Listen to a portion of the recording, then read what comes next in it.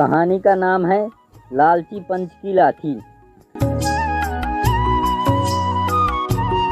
किसी जमाने में मध्य भारत के एक छोटे से गांव भोलापुर में एक सीधा साधा किसान रहता था। नाम था हरी राम।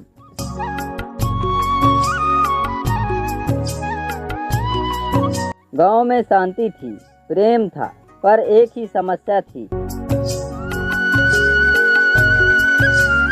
गांव का पंच यानी भोलानाथ की खाल मोटी थी और जेब हल्की, लेकिन जब घूस मिलती तो न्याय उसी की ओर झुकता जिधर से रुपए झांकता।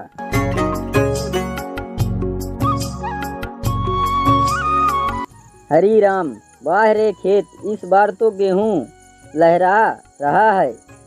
ईश्वरी कृपा से बस इस बार फसल बिके अच्छे दामों में तो बेटी की शादी भी तय कर दूंगा।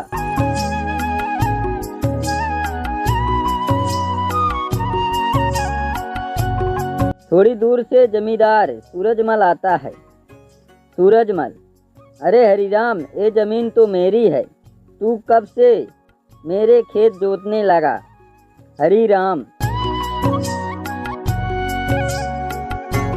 आपकी ये जमीन तो मेरे दादाजी के नाम थी, देखिए ना दस्तावेज।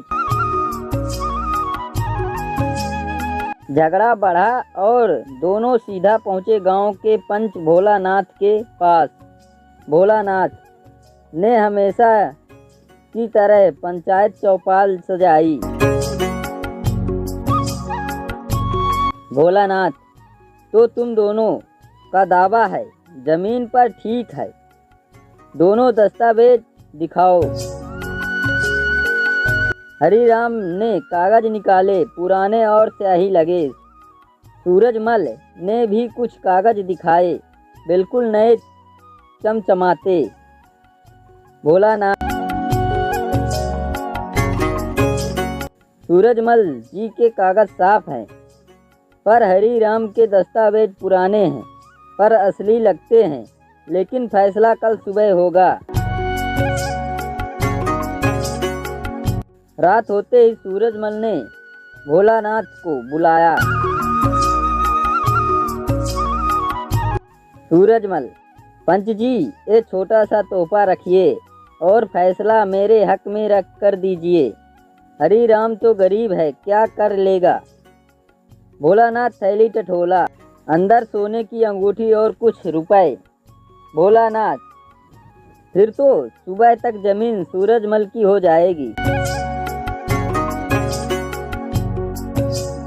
सुबह पंचायत चौपाल में भोलानाथ ने फैसला सुनाया।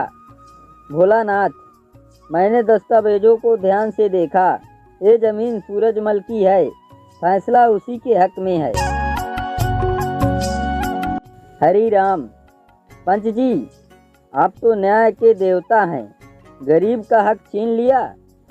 गांव वाले आपस में फुसफुसाते हैं। साफ दिख रहा है पंच जी बिक गए। ये न्याय नहीं, ये तो धोखा है। हरीराम तो टूट ही गया, लेकिन गांव की आत्मा जाग चुकी थी।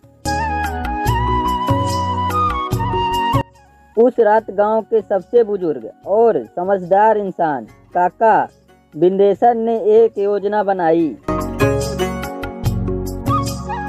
बिंदेसर काका, पंच अगर पंचायती लाठी से न्याय न करे तो समय आ गया है कि लाठी गांव को दे दी जाए।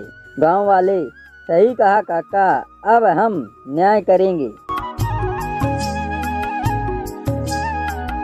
अगली सुबह गांव के लोगों ने मिलकर भोलानाथ को पंच पद से हटाया और हरीराम को न्याय दिलाया। उसकी जमीन वापस दिलाई गई। सूरजमल को गांव से बाहर कर दिया गया। हरीराम, आज मेरी बेटी की शादी है और गांव का विश्वास भी लौटा है।